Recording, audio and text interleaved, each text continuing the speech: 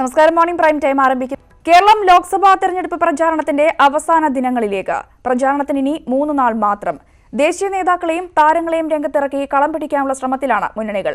വിജയ സാധ്യതകളെക്കുറിച്ചുള്ള കണക്കുകൂട്ടലുകളും സജീവമാണ്.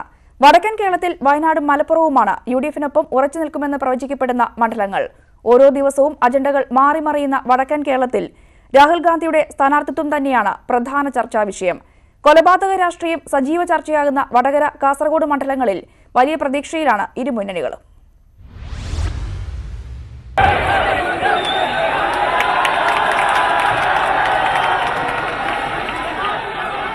വയനാട്ടിൽ 5 ലക്ഷം ഭൂരിപക്ഷമാണ് UDF-ന്റെ സ്വപ്നം. രാഹുലിനെതിരെ നേടുന്ന വോട്ടുകൾ എണ്ണിക്കാണിച്ച് ഉത്തരേന്ത്യയല്ല കേരളമെന്ന് ബോധ്യപ്പെടുത്തുമെന്നാണ് ഇടതുമുന്നണിയുടെ അവകാശവാദം. കഴിഞ്ഞ തവണത്തെ 85,000 എന്ന കണക്കിൽ കൂട്ടിച്ചേർക്കുന്ന ഓരോ വോട്ടും രാഷ്ട്രീയ വിജയമാണെന്നാണ് NDAയുടെ പക്ഷം. മലപ്പുറത്ത് കുഞ്ഞാലിക്കുട്ടിയുടെ ഭൂരിപക്ഷം ഇത്തവണ 2 ലക്ഷം കടത്തുമെന്നാണ് UDF അവകാശവാദം. യുവ സ്ഥാനാർത്ഥിക്ക് അനുകൂലമായി അടിയൊഴുക്കുകൾ ശക്തമാണെന്നും വോട്ടെണ്ണുമ്പോൾ സ്ഥിതി മാറുമെന്നും ആവർത്തിക്കുകയാണ് LDF. പൊന്നാനിയിൽ ET മുഹമ്മദ് ബഷീറിന് തുടക്കത്തിൽ നേരിട്ട പ്രതിസന്ധി മറികടക്കാനായെന്നാണ് UDF കണക്കുകൂട്ടൽ. നിലമ്പൂർ മോഡൽ അട്ടിമറിക്ക് കാത്തിരിക്കാൻ പറഞ്ഞ് അണികളെ ഉണർത്തി നിർത്തുകയാണ് ഇടതുപക്ഷം. വയനാടും മലപ്പുറവും പൊന്നാനിയും എക്കാലവും ഒരു നിശ്ചിത രൂപത്തിൽ വിധിയെഴുതുന്ന മണ്ഡലങ്ങളാണ്. 3 മണ്ഡലങ്ങളിലും സാഹചര്യങ്ങളെ അട്ടിമറിക്കുന്ന യാതൊന്നും ഇതുവരെ രൂപപ്പെട്ടിട്ടില്ല. എന്നാൽ കോഴിക്കോടും വടകരയും കണ്ണൂരും കാസർഗോഡും ചില കഥകൾ മാറ്റി പറയുന്നുണ്ട്. കോഴിക്കോട് MK രാഘവനെതിരെ ഇടതുപക്ഷത്തിന്റെ പ്രധാന തുരുപ്പുചീട്ട് പ്രദീപ് കുമാറിന്റെ പ്രതിച്ഛായ തന്നെയാണ്. ഒപ്പം ഒളിക്യാമറ വിവാദവും. ഇതൊന്നും ബാധിക്കില്ലെന്നും വിവാദം LDF-നെ തന്നെ തിരിഞ്ഞുകൊത്തുമെന്നും UDF ഉറച്ചു വിശ്വസിക്കുന്നു. സ്ഥാനാർത്ഥി പ്രകാശ് ബാബുവിന്റെ ജയിൽവാസം വോട്ടുവർധനയ്ക്ക് കാരണമാകുമെന്നാണ് NDA കണക്കുകൂട്ടൽ. വടകരയിൽ വിഷയം P ജയരാജന്റെ സ്ഥാനാർത്ഥിത്വം തന്നെയാണ്. LJD വോട്ടുകളും ചിട്ടയായ തിരഞ്ഞെടുപ്പ് പ്രവർത്തനവും ജയരാജന് വൻ ലീഡ് നൽകുമെന്നാണ് LDF ഇപ്പോഴും പരസ്യമായി പറയുന്നത്. എന്നാൽ K മുരളീധരന്റെ സ്ഥാനാർത്ഥിത്വവും രാഹുൽ ഗാന്ധിയുടെ സ്വാധീനവും കഥ മാറ്റിക്കഴിഞ്ഞെന്ന് UDF. കണ്ണൂരിൽ മത്സരം കഴിഞ്ഞ തവണത്തെ അതേ ആവേശത്തിൽ എത്തിക്കഴിഞ്ഞു. 7-ൽ 4 മണ്ഡലത്തിലും ലീഡ് കിട്ടിയിട്ടും തോറ്റുപോയ സുധാകരൻ ഇത്തവണ സാഹചര്യം മാറിയെന്ന വിശ്വാസത്തിലാണ്. തുടക്കം മുതൽ സുധാകരൻ ചെന്നുപെടുന്ന വിവാദങ്ങൾ PK ശ്രീമതിക്ക് ഗുണം ചെയ്യുമെന്നാണ് LDF വിശ്വാസം. കാസർഗോഡ് 3 മുന്നണികളും പ്രചാരണ രംഗത്ത് സജീവമാണെങ്കിലും ഇടതു സ്ഥാനാർത്ഥി KP സതീഷ് ചന്ദ്രന് പാർട്ടിക്കകത്തും പുറത്തുമുള്ള സ്വീകാര്യതയിലാണ് LDF പ്രതീക്ഷ. പെരിയ ഇരട്ടക്കൊലപാതകം പ്രധാന ചർച്ചാ വിഷയമായ മണ്ഡലത്തിൽ ഇടതുപക്ഷത്തിനൊപ്പം നിൽക്കുന്ന യാദവ സമുദായം ഇത്തവണ മാറി ചിന്തിക്കുമെന്നാണ് UDF പ്രതീക്ഷ. ഭാഷാ ന്യൂനപക്ഷങ്ങളിൽ സ്വാധീനമുള്ള സ്ഥാനാർത്ഥി രവീശ തന്ത്രിയിലൂടെ വോട്ടുയർത്താമെന്ന് NDAയും കണക്കുകൂട്ടുന്നു. മുഹമ്മദ് ഷഹീദ്, News 18, കോഴിക്കോട്.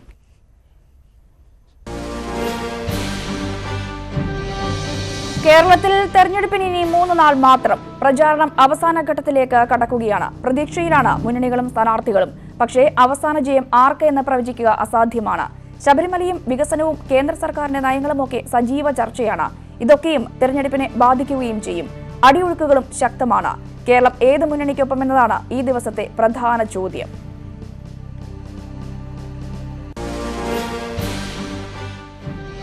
കൊലപാതക രാഷ്ട്രീയം എന്ന എതിരാളികളുടെ ആരോപണത്തെ പ്രതിരോധിക്കാൻ വടകരയിൽ രക്തസാക്ഷി സംഗമം ഒരുക്കി CPM. 93 രക്തസാക്ഷി കുടുംബങ്ങളിൽപ്പെട്ടവർ സംഗമത്തിൽ പങ്കെടുത്തു. യോഗത്തിൽ UDF സ്ഥാനാർത്ഥി K മുരളീധരനെ കോടിയേരി ബാലകൃഷ്ണൻ രൂക്ഷമായി വിമർശിച്ചു.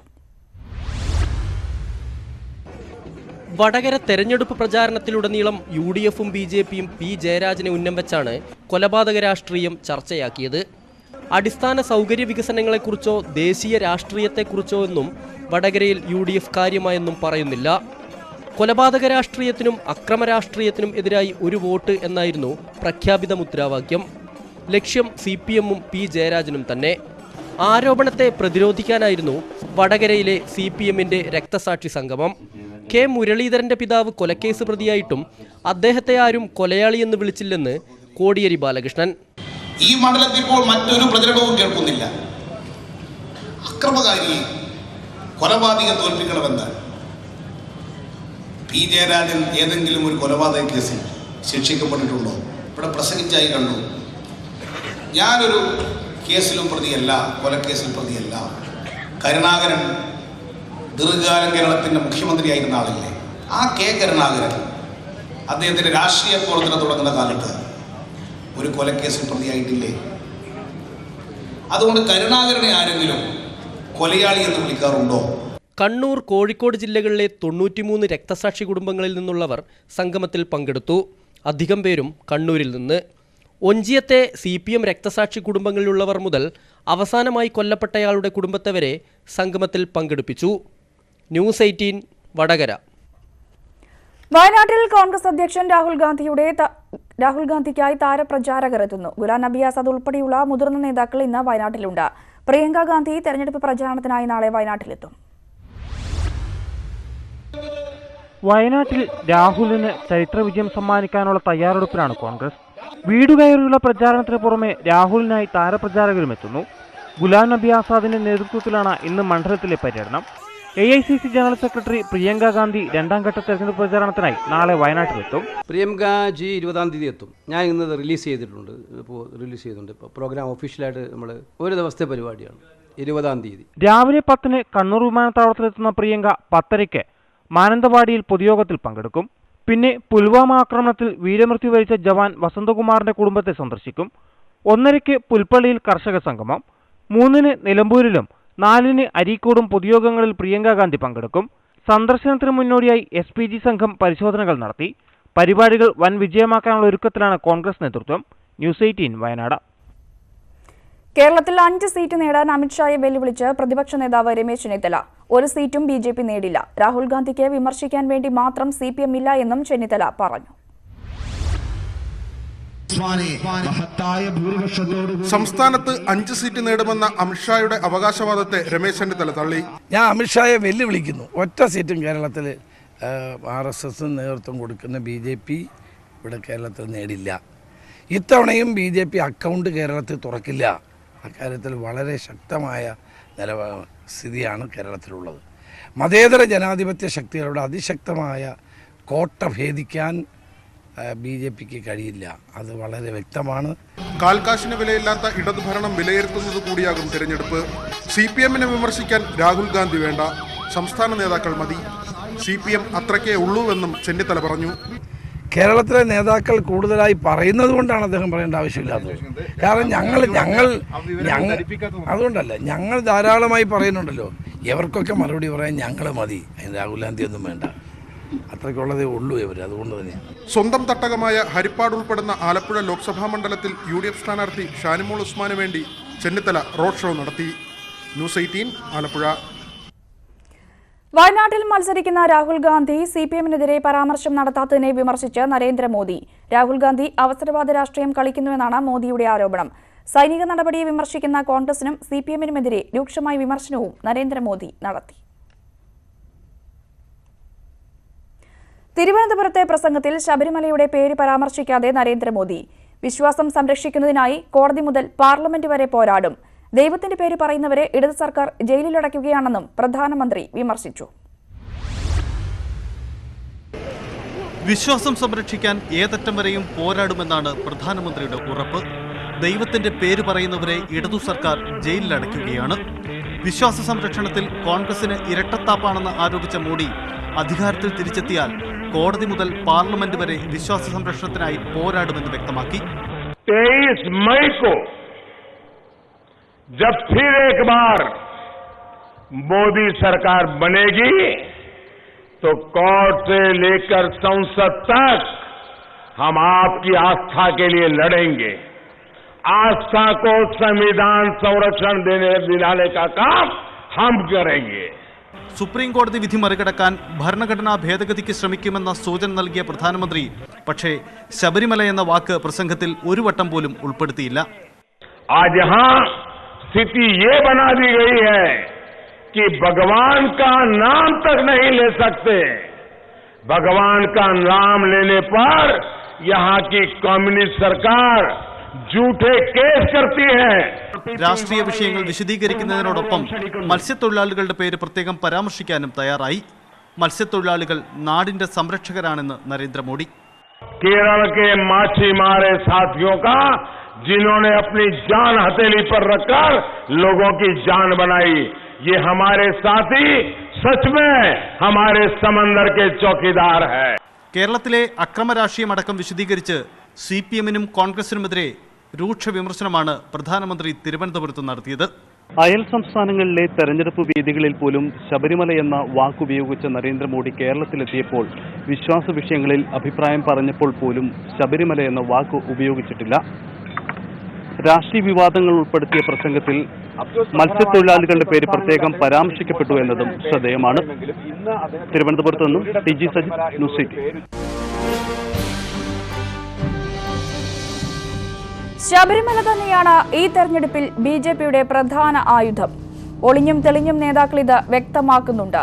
കേരളത്തിന്റെ അതിർത്തിക്കപ്പുറത്ത് ശബരിമല എന്ന പേര് തെളിച്ചു പറഞ്ഞു തന്നെയാണ് പ്രധാനമന്ത്രിയുടെ പ്രചാരണം. പക്ഷേ കേരളത്തിലെത്തിയാൽ ശബരിമല എന്ന പേര് മോദി മറക്കും. പകരം വിശ്വാസം സംരക്ഷിക്കുമെന്ന് മാത്രം പറയും. കേരളത്തിലെത്തിയാൽ ശബരിമലയുടെ പേരെടുത്ത് പറയാൻ മോദി മടിക്കുന്നത് എന്തുകൊണ്ടാണ്?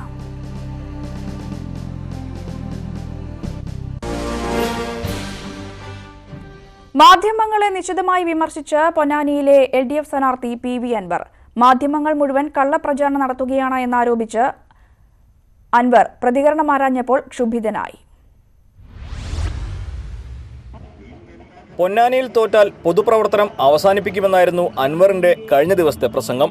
ഈ തെരഞ്ഞെടുപ്പിൽ ജയിക്കാൻ കഴിഞ്ഞില്ലെങ്കിൽ പൊതുപ്രവർത്തനം നിർത്തിവെക്കും ഞാൻ എന്നുകൂടി നിങ്ങളോട് പറയുകയാണ്. ഇതിനിടയിൽ പൊന്നാനിയിൽ തോറ്റാൽ നിലമ്പൂർ MLA സ്ഥാനം രാജിവെക്കും അൻവർ എന്ന വാർത്ത കൂടി പ്രചരിച്ചു. പിന്നാലെയായിരുന്നു എടപ്പള്ളിലെ യോഗത്തിൽ അൻവർ ദൃശ്യമാധ്യമങ്ങളെ നിശിതമായി വിമർശിച്ചത്. എനിക്ക് ചുറ്റും പല ചാനലുകളും ഇപ്പോൾ വന്നു ചേർന്നിട്ടുണ്ട്. അവരുടെയൊക്കെ മനസ്സിലെ ദുരുദ്ദേശം അറിയുന്നവരാണ് നിങ്ങളൊക്കെ. ഈ ചാനലുകളിൽ നിന്ന് ഒരു നീതിയും ഞാൻ പ്രതീക്ഷിക്കുന്നില്ല.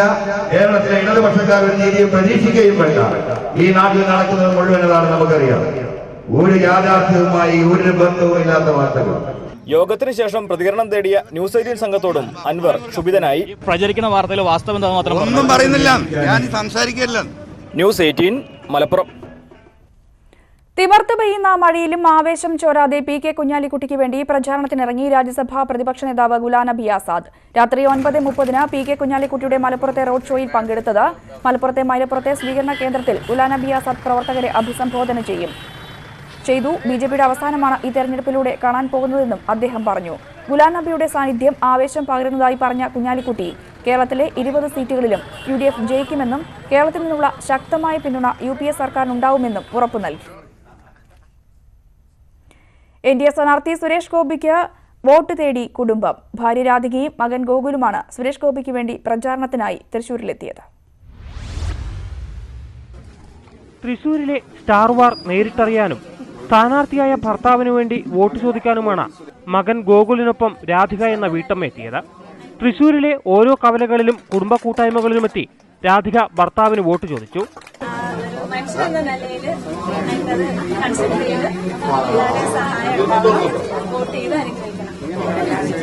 മകൻ ഗോകുലിന്റെ ഊഴമായിരുന്നു. പിന്നെ എന്തെങ്കിലും വിഷമമുണ്ടെങ്കിൽ ക്ഷമിക്കണം. അച്ഛൻ തീർച്ചയായിട്ടും എല്ലാ സ്ഥലങ്ങളിലും എത്തിച്ചേരും. അച്ഛൻ വളരെ യോഗ്യനായിട്ടുള്ള ഒരു സ്ഥാനാർത്ഥിയാണെന്നാണ് ഞാൻ വിശ്വസിക്കുന്നത്. അപ്പോൾ നിങ്ങളുടെ യുക്തിക്കനുസരിച്ച് അച്ഛനെ വിലയിരുത്തിയിട്ട് അച്ഛൻ അതിന് യോഗ്യനാണെന്ന് നിങ്ങൾക്കും വിലയിരുത്താൻ സാധിക്കുകയാണെന്നുണ്ടെങ്കിൽ തീർച്ചയായിട്ടും വോട്ട് ചെയ്യുക, വിജയിപ്പിക്കുക. സ്ഥാനാർത്ഥിത്വം വൈകിയത് മൂലം സുരേഷ് ഗോപിക്ക് ഓടിയെത്താനാകാത്തിടങ്ങളിലാണ് പോകുന്നതെന്നും ജനങ്ങൾ മികച്ച പിന്തുണയാണ് നൽകുന്നതെന്നും ഇരുവരും മനസ്സ് തുറന്നു. ഞങ്ങള് ഈ എല്ലായിടത്തും എത്താൻ പറ്റുന്നില്ല, സമയക്കുറവുള്ളതുകൊണ്ട് ഞങ്ങള് കുടുംബാംഗങ്ങൾ എന്നുള്ള നിലയിൽ ഞാനും എന്റെ മകനും ഗോകുലും കൂടി വന്നത്. ഇങ്ങനെ ഇലക്ഷന് നിൽക്കുമ്പോൾ നമ്മള് കുടുംബാംഗങ്ങള് സപ്പോർട്ട് ചെയ്യണമല്ലോ.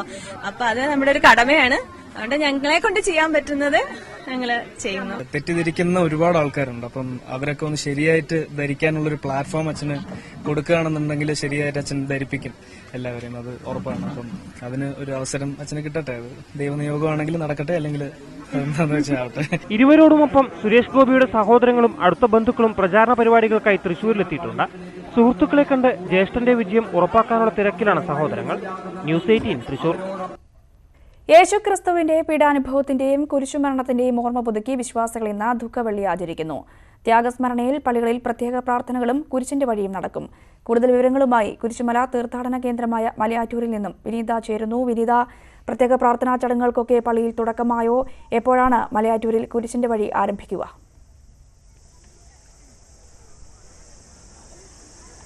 രഞ്ജിനി, രാവിലെയോടുകൂടി തന്നെ വലിയ ഒരു വിശ്വാസികളെയാണ് നമുക്ക് ഇവിടെ കാണാൻ കഴിയുന്നത്. വലിയൊരു തീർത്ഥാടക സമൂഹം തന്നെ പള്ളിയിലേക്ക് വന്നുകൊണ്ടിരിക്കുകയാണ്. രാവിലെയോടുകൂടി തന്നെ പ്രാർത്ഥനകളൊക്കെ തന്നെ തുടക്കമാവും. ക്രിസ്തുവിൻ്റെ കുരിശുമരണത്തെ സ്മരിച്ചുകൊണ്ട് കുരിശേന്തി നിരവധി ആളുകളാണ് മല കയറുന്നതിന് വേണ്ടിയിട്ട് ഇന്നലെ രാത്രി മുതലേ തന്നെ ഇവിടേക്ക് എത്തിക്കൊണ്ടേയിരിക്കുന്നത്. അതേസമയം ഇവർക്ക് ആവശ്യമായിട്ടുള്ള സുരക്ഷാ ക്രമീകരണങ്ങളൊക്കെ തന്നെ ഇവിടെ ഒരുക്കിയിട്ടുണ്ട്. ഗതാഗത നിയന്ത്രണം ഉൾപ്പെടെ ഇവിടെ ഒരുക്കിയിട്ടുണ്ട്. വിവിധ സ്ഥലങ്ങളിൽ നിന്ന്, വിവിധ സംസ്ഥാനങ്ങളിൽ നിന്ന് പോലും ആളുകൾ ഇവിടേക്ക് എത്തിക്കൊണ്ടിരിക്കുന്ന ഒരു കാഴ്ചയാണ് നമുക്ക് കാണാൻ കഴിയുന്നത്. നിരവധി ആളുകളാണ് ഇന്നലെ രാത്രി മുതലേ തന്നെ എത്തിക്കൊണ്ടിരിക്കുന്നത്. വിശുദ്ധ വാരത്തോടനുബന്ധിച്ച് നിരവധി ആളുകൾ എത്തിക്കൊണ്ടിരിക്കുന്നുണ്ട് എങ്കിൽ പോലും ഇന്ന് ദുഃഖവെള്ളിയാണ്. അത് സംബന്ധിച്ച് നിരവധി ആളുകളാണ് എത്തിക്കൊണ്ടിരിക്കുന്നത്. ഇപ്പോൾ ഒരു ചേച്ചിയുണ്ട്. ചേച്ചി, എവിടെ നിന്നാണ് വരുന്നത്? കുമ്മളി. രാവിലെ എത്ര മണിയോടുകൂടി? രാത്രി 10 മണിക്ക്. 10 മണിക്ക് യാത്ര തിരിച്ചതാണ്. ഇവിടെ വന്നപ്പോൾ 6:30 എല്ലാ വർഷവും വരാറുണ്ടോ? ഞങ്ങളിപ്പോൾ 3-4 വർഷം അടുപ്പിച്ച് വരുന്നുണ്ട്.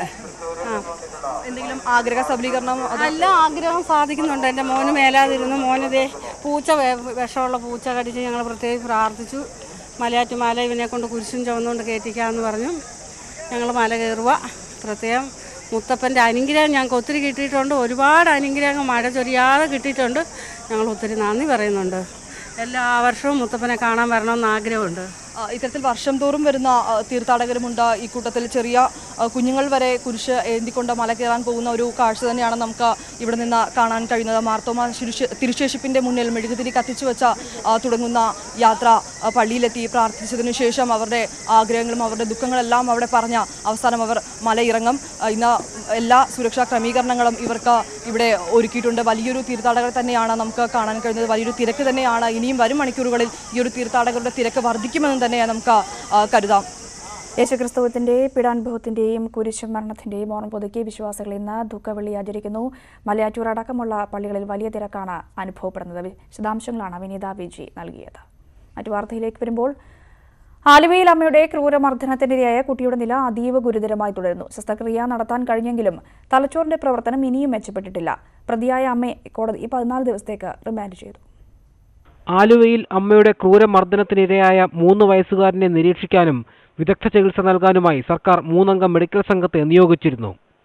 രാജഗിരി ആശുപത്രിയിലെത്തി പരിശോധിച്ച ശേഷമാണ് കുട്ടിയുടെ നില അതീവ ഗുരുതരമാണെന്ന് മെഡിക്കൽ സംഘം വ്യക്തമാക്കിയത്. ശസ്ത്രക്രിയ നടത്താനായെങ്കിലും തലച്ചോറിന്റെ പ്രവർത്തനം മെച്ചപ്പെട്ടിട്ടില്ല. തലച്ചോറിന്റെ പല ഭാഗങ്ങളിലും രക്തം കട്ട പിടിച്ച നിലയിലാണ്. മരുന്നുകളോടും കുട്ടി പ്രതികരിക്കുന്നില്ല.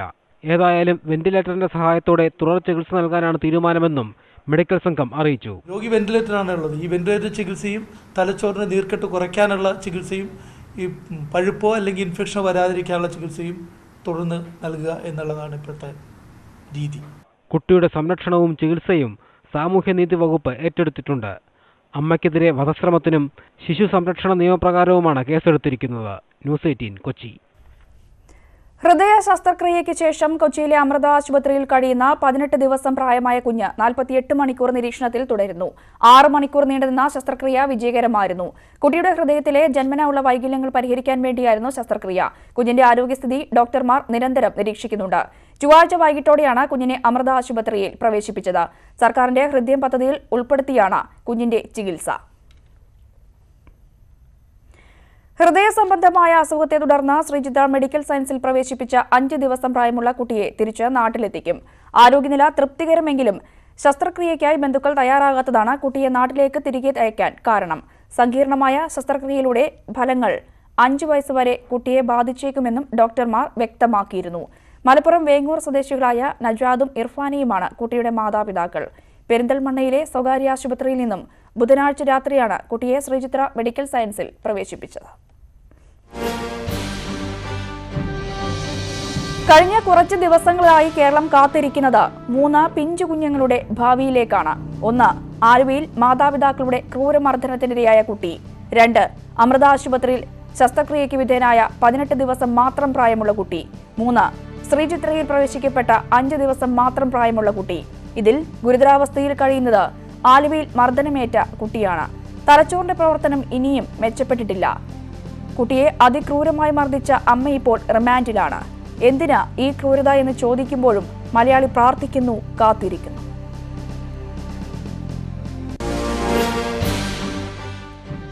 മുസ്ലിം പള്ളികളിലെ സ്ത്രീ പ്രവേശനത്തിനെതിരെ കാന്തപുരം അബൂബക്കർ മുസ്ലിയാർ. പള്ളികളിലെ സ്ത്രീ പ്രവേശനവുമായി ബന്ധപ്പെട്ട സുപ്രീം കോടതിയുടെ നോട്ടീസ് ആശങ്കാജനകമാണ്. പുരുഷന്മാർക്കൊപ്പം സ്ത്രീകൾ ജുമാ നമസ്കാരം നടത്തുന്നത് ഇസ്ലാമിക പ്രമാണങ്ങൾക്ക് എതിരാണ്. ഇസ്ലാമിന്റെ ശരിയായ പ്രമാണങ്ങൾ കോടതിയെ ബോധ്യപ്പെടുത്തുമെന്നും കാന്തപുരം പറഞ്ഞു.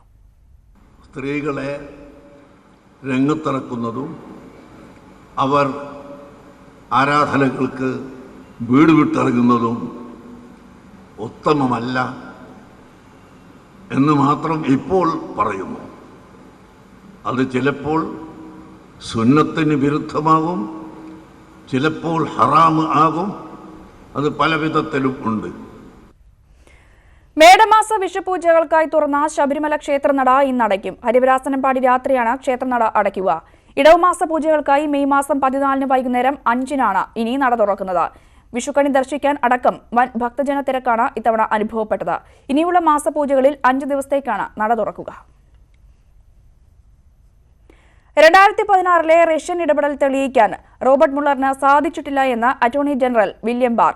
തെരഞ്ഞെടുപ്പ് ട്രംപിന് അനുകൂലമാക്കാൻ റഷ്യൻ അധികൃതരുമായി ബന്ധപ്പെട്ടത് സംബന്ധിച്ച് മുള്ളറിന് തെളിവ് ലഭിച്ചില്ല എന്നാണ് ബാർ വ്യക്തമാക്കുന്നത്. ഇക്കാര്യം വ്യക്തമാക്കുന്ന കത്ത് നീതിന്യായ വകുപ്പിന് കൈമാറി.